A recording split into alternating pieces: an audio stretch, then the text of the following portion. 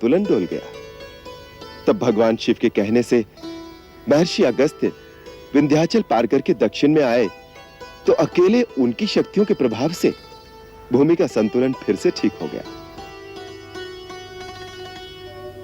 इसीलिए कहा जाता है कि यदि उत्तरी भाग का समस्त आध्यात्म बल और ज्ञान एक पलड़े में रखा जाए तथा दूसरे पलड़े में अकेले महर्षि अगस्त्य बैठ जाए तो दक्षिण का पलड़ा भारी होगा। स्वयं भगवान शिव ने महामुनि अगस्त्य को परम सुंदर तमिल भाषा की शिक्षा दी।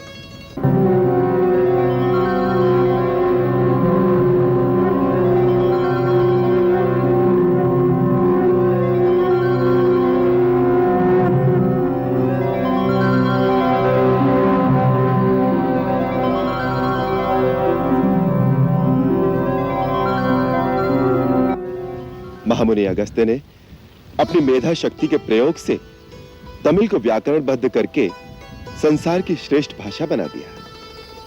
इस संसार को उनकी उत्तम देन तमिल भाषा है, जिसमें उन्होंने समस्त ज्ञान समो दिया। इसी प्रकार ये भगवान अगस्त्य ही ब्रह्मलोक से कावेरी नदी को कमंडलू में भरकर ले आए थे, जो आज समस्त प्राणियों के उद्धार के लिए गंगा समान ही बह रही है। हे प्रभु, भगवान शिव ने मुझे इस देश में भेजा है। वहां हमें गंगा और यमुना जैसी महान और पवित्र नदी की आवश्यकता है।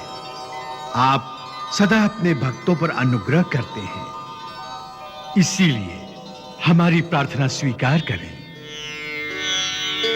तथास्तु महात्मा अगस्त्य। लोक कल्याण के निमित्त तुमने जो प्रार्थना की है उसे हम स्वीकार करते हैं। परम पवित्र और तीनों लोकों का कल्याण करने वाली कावेरी हम तुम्हें प्रदान करते हैं।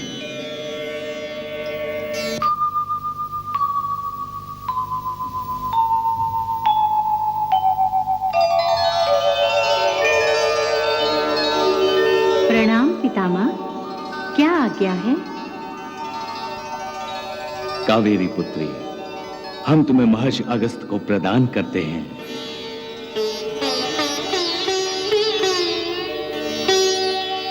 अपने उत्तम जल से दक्षिण को पवित्र और समृद्ध बनाओ। जहां जहां होकर तुम्हारी निर्मल जलधारा बहेगी, वो प्रदेश तीनों काल में सदा हरा भरा और समृद्ध बना रहेगा। यह हमारा आशीर्वाद है। माते, आप मेरे कमंडल में विराजमान हो जाइए, जिससे मैं आपको धरती पे ले जा सकूं।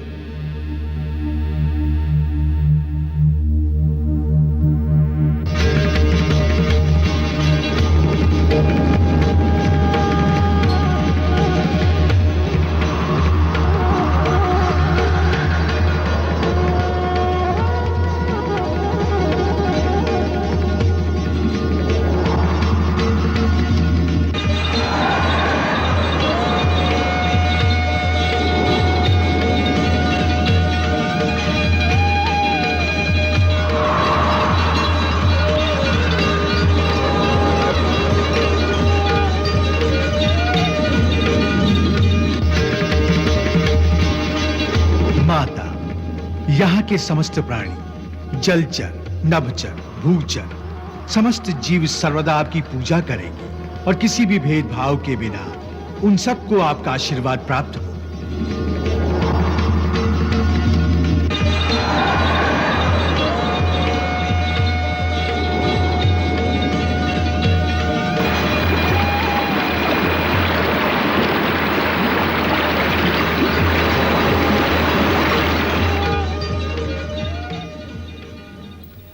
हमारे गुरुदेव के आश्रम में कोई झूठ बोलने वाला, क्रूर, शठ अथवा पापाचारी मनुष्य जीवित ही नहीं रह सकता।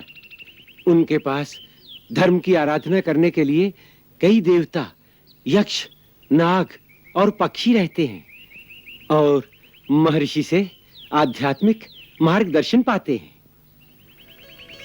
भैया, ऐसी महान आत्मा के दर्शन तो कई जन्मों के पुण्य से ही मिलते होंगे। अवश्य, तुमने सत्य कहा लक्ष्मण। सुतीक्ष्ण जी, गुरुवर के श्री चरणों में निवेदन करने की कृपा करें कि हम तीनों उनके दर्शनों की आज्ञा चाहते हैं। अवश्य।